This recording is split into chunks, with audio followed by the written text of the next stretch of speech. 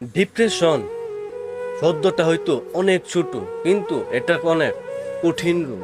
এই রোগ একবার ধরলে না দেয় সুখে থাকতে, না দেয় বেঁচে থাকতে, না দেয় ঘুমাতে। মানুষ বলতে পরিবর্তনশীল, আর মানুষ তখনই ডিপ্রেশনে পড়ে যখন পরিবারের দায়িত্ব নেই হাতে। কেউ আবার নিজের স্বপ্ন পূরণের আশায় ঘুরে বেড়ায় দিনরাত, তবু ব্যর্থ হয়ে ডিপ্রেশনেই পড়ে থাকে। কেউ আবার ভালোবাসে ছলনাময়ী নারীকে, যাকে নিজের জীবনের চাইতেও বেশি ভালোবাসে, তার বিনিময়ে তার পড়তে হয় ডিপ্রেশনে।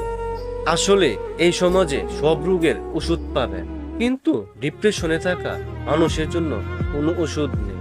তাই সবার উদ্দেশ্যে একটা কথাই বলছি, যেটা পারবেন না সেটা নিয়ে কখনো স্বপ্ন দেখবেন না।